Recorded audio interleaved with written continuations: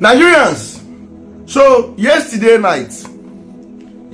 date was the 10th of March 2026 in the night around 11:57, some minutes to 12. Terrorists, aka bandits, they attacked Soda community.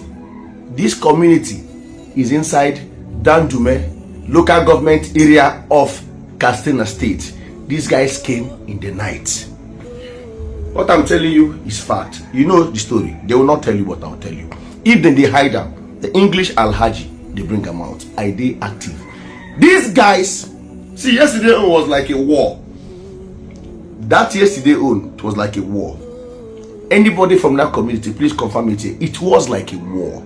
That's why you see most times I tell you that Nigeria is at war. Some of you think I'm joking. I'm not joking. These guys entered.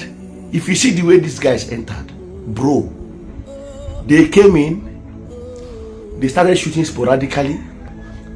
They unalived 15, like the number of people that were unalived from yesterday attack in that place, that village, that Soda, 15 persons were unalived.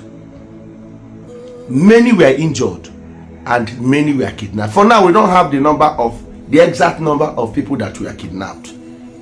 Nor do we have the exact number of people that were injured, but many were injured. Many were kidnapped. Some of them are still in the bush. Like, people are still in the bush. People are still in the bush now. You know, they took cover. So the community is like, everybody, if they come out now, we'll now know how many. But as for now, 15 persons are down. 15 persons, they down. We are at war. I told you guys. See them. They told you the last time. Say you saw the video from them at Ngoshi. After this, they said after they finish this northern region, they are moving to Abuja. They've already moved to Abuja because last week throughout they were in Abuja abducting people. In Kubwa there. The whole of Kubwa there, nobody slept there. They were abducting, they were unaliving people. So Nigerians, we are at war. This is not the time to joke. This is not the time to play political this on this. This is time for us coming together as one.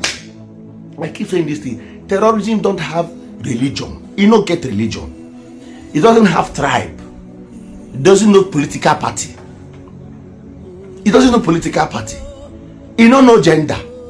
It don't know all those things. So we all need to come together and fight these people. Because these people, they are not stopping anytime soon.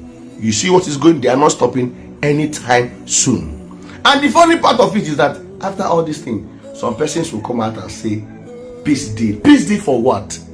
Peace deal for what? Tell me, peace deal for what exactly? Peace deal for these murderers is not happening. There's no peace deal. There's nothing like peace deal for banditry, nothing like peace deal for these people. The statement that has just circulated widely online reflects a moment of intense anxiety, grief, and frustration among many citizens who follow the security situation in northern Nigeria. It is a raw expression of concern about an alleged late-night attack that reportedly took place on March 10, 2026, in a community described as Soda within the Danjum local government area of Katsina State. When analyzing such statements, it is important to slow down the emotional pace of the narrative and examine the broader context, the language used, the political implications, and the realities of security challenges in Nigeria. At the same time, it is equally important to remember that behind every headline or viral message there are real communities, real families, and real lives affected by insecurity. So in this long analytical reflection, we will explore the meaning of this statement, what it reveals about public perception, how information spreads during crisis, and what the larger security debate in Nigeria looks like today. Before going deeper into the analysis, if you appreciate thoughtful breakdowns like this one, remember you can support the channel by subscribing, sharing the video with others who follow African politics and security developments, and leaving a comment with your perspective. Public discussion is one of the ways societies process complex events, and your voice contributes to that conversation. The message begins with a timestamp. The speaker claims the events occurred late at night on March 10, 2026, around 11:57 p.m. This detail is significant because it reflects how eyewitness narratives are often structured around precise moments. When people recount dramatic incidents, they frequently remember the time, the sounds, and the immediate shock of the event. However, from an analytical perspective, precise timestamps in viral accounts do not necessarily confirm factual accuracy. they simply show how the storyteller frames the event. In situations of insecurity, rumors and verified reports often circulate side by side, especially through social media platforms where information spreads rapidly. The location mentioned, Katsina State, has been one of the regions in northern Nigeria frequently discussed in relation to rural insecurity. Katsina sits in the northwest geopolitical zone and has for several years faced recurring security challenges involving armed groups often referred to locally as bandits. These groups operate in forested regions, sometimes attacking rural communities, sometimes engaging in kidnappings for ransom, and sometimes clashing with local vigilante groups or security forces. The terminology used in the statement, terrorists aka bandits, reflects an ongoing debate within Nigeria about how these groups should be classified. Some analysts use the term banditry to describe criminal networks motivated primarily by economic gain, while others argue that the scale and organization of these groups resembles insurgency. This linguistic debate is not merely academic. The way a threat is described shapes public expectations about the response. If people view the situation as organized terrorism, they may expect a stronger military response. If it is described primarily as criminal banditry, the response may focus more on policing, intelligence gathering, and rural protection strategies. The statement's author clearly views the attackers as part of a broader coordinated threat, and this perspective leads them to use the language of war. One of the most striking elements in the statement is the repeated claim that Nigeria is at war. This phrase appears several times and serves as a rhetorical anchor for the speaker's argument. From a communication standpoint, this language functions as a mobilizing message. It is meant to signal urgency and collective danger. Yet in political analysis, such phrases must be examined carefully. Nigeria is indeed dealing with multiple security challenges across different regions, from insurgency in the northeast to banditry in the northwest and communal tensions in some rural areas, but describing the entire country as being at war can also be seen as an emotional generalization rather than a precise strategic assessment. At the same time, the emotional intensity behind the phrase should not be dismissed. When communities experience repeated attacks or fear of attack, their perception of security shifts dramatically. What might appear as isolated incidents from a national perspective may feel like a continuous crisis for those living in affected villages. This difference between national analysis and local experience is a key part of understanding public reactions to security incidents. The statement claims that the attackers arrived at night and began shooting. Nighttime attacks are commonly mentioned in many security reports from rural areas across northern Nigeria. Armed groups sometimes use darkness and surprise to their advantage, targeting communities that may lack strong security presence or rapid response capabilities. Rural geography also plays a role. In some areas, large forest reserves or remote terrain can make surveillance difficult. Another key claim in the statement is that 15 people were killed and several others were injured or kidnapped. Casualty figures in early reports often change as more information becomes available. Immediately after an attack, communities may still be searching for missing persons, and communication networks may be limited. For this reason, responsible analysis always acknowledges that early numbers are provisional. What matters more for the broader discussion is the pattern. Reports of attacks often involve fatalities, injuries, and abductions, creating a cycle of fear and displacement. The mention of people hiding in bushes or taking cover reflects a common survival instinct during violent incidents. Communities without fortified shelters often rely on immediate escape strategies when attackers arrive. Over time, such experiences can shape collective memory and influence migration patterns, as families may decide to relocate to safer towns or cities. The speaker then shifts from describing the event to making a broader claim that the attackers plan to move toward Abuja after operations in the northern region. This claim introduces another important aspect of crisis communication, the role of speculation. In moments of fear, communities often attempt to anticipate future threats. Rumors about potential movement of armed groups can spread quickly, sometimes amplifying public anxiety. From an analytical standpoint, it is difficult to verify such claims without official intelligence reports or multiple independent confirmations. Abuja, the Federal Capital Territory, has significant security infrastructure compared to many rural areas. However, even large cities are not immune to security concerns, and discussions about urban safety frequently appear in Nigerian media and public debates. The statement also references alleged abductions in Kubwa, a district within the Federal Capital Territory.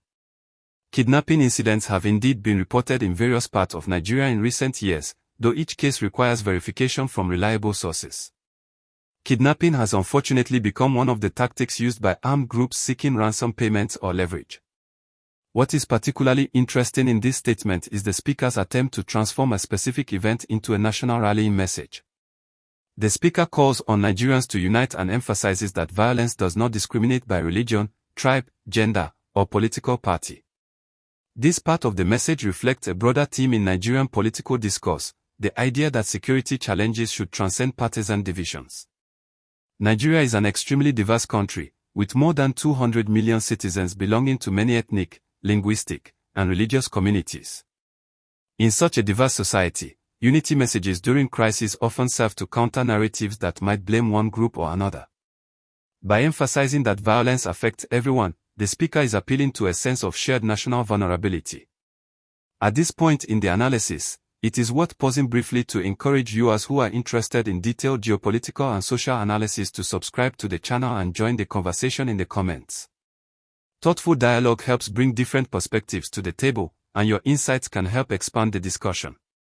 Returning to the statement, another important aspect is the rejection of the idea of peace deals with armed groups. The speaker expresses strong opposition to negotiations, arguing that there should be no peace agreement with groups involved in violent attacks. This position reflects a broader debate in Nigeria and many other countries facing internal security challenges. Some policymakers argue that dialogue and negotiation can reduce violence, especially when conflicts involve local grievances or economic motivations. Others believe that negotiations can legitimize armed groups and encourage further violence. The reality is that conflict resolution strategies are rarely simple. Governments often pursue multiple approaches simultaneously, including military operations, community engagement, economic development programs, and sometimes dialogue initiatives. The effectiveness of each approach depends heavily on the specific context and the motivations of the armed groups involved. In Nigeria's northwest, some regional authorities have previously attempted dialogue initiatives with armed groups, sometimes described as peace deals or reconciliation programs. These initiatives have produced mixed results. In some cases, temporary reductions in violence were reported. In other cases, the agreements collapsed or were criticized for lacking enforcement mechanisms. This mixed track record explains why opinions about negotiations remain deeply divided among citizens. The emotional tone of the statement also reflects a broader trend in digital communication, citizen journalism. With the widespread availability of smartphones and social media platforms, ordinary citizens increasingly share information directly with large audiences. This can be valuable because it brings attention to events that might otherwise remain unnoticed. However, it also raises challenges regarding verification, accuracy, and responsible reporting. Citizen reports often mix first-hand observation with interpretation, speculation, and political commentary. For analysts and journalists, the task is to separate confirmed facts from personal impressions while still acknowledging the emotional weight behind such testimonies. Another dimension worth discussing is the psychological impact of repeated security alerts. When communities frequently hear about attacks or kidnappings, even if some reports later prove exaggerated or inaccurate, the cumulative effect can be profound. Fear spreads faster than verification. Over time, this can lead to a perception that the entire region is under constant threat, even if incidents are geographically limited. Media amplification plays a role here.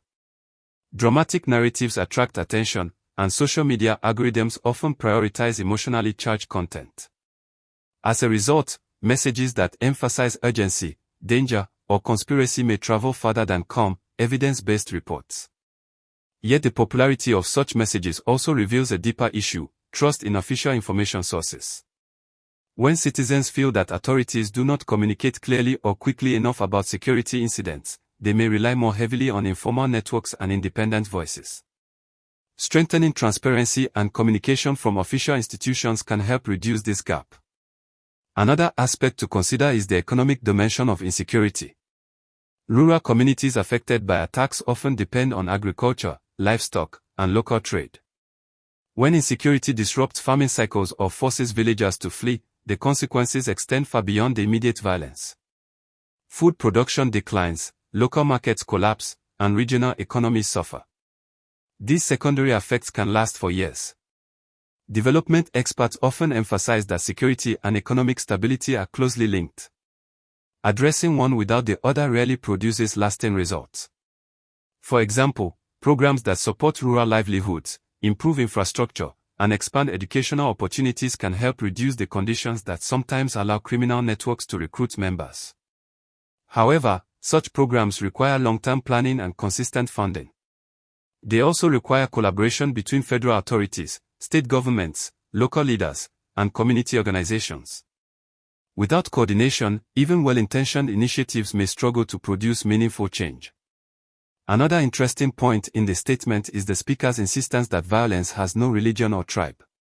This message directly counters narratives that sometimes appear in polarized discussions. In reality, victims of insecurity in Nigeria come from many different communities, and armed groups themselves often include individuals from diverse backgrounds. Framing violence as belonging to one group can deepen social divisions and distract from practical solutions. By emphasizing unity, the speaker is indirectly advocating for a national approach rather than a sectional one. It is also worth discussing the role of technology in modern security responses. In recent years, many governments around the world have invested in surveillance drones, satellite imagery, and data analytics to monitor remote areas. Such tools can improve early warning systems and help security agencies track the movement of armed groups. However, technology alone cannot solve complex social conflicts. It must be combined with human intelligence, community trust, and effective governance. Community participation is another crucial element. In many rural regions, local residents are the first to notice unusual movements or suspicious activities. Building trust between communities and security forces can improve information sharing and rapid response capabilities. When residents feel confident that their reports will be taken seriously, they are more likely to cooperate with authorities. At this stage in the discussion, it is also helpful to remember that public analysis like this one is meant to encourage informed conversation rather than spread fear. If you find value in balanced discussions that look at both the emotional and structural aspects of major events, consider sharing this video so others can join the conversation. Another dimension of the statement involves the broader political climate. Security issues often become central topics during election cycles or political debates. Different political actors may propose different strategies, ranging from stronger military action to social reforms or regional cooperation. Citizens listening to statements like the one we are analyzing may interpret them through their own political perspectives. Political polarization can sometimes complicate security discussions.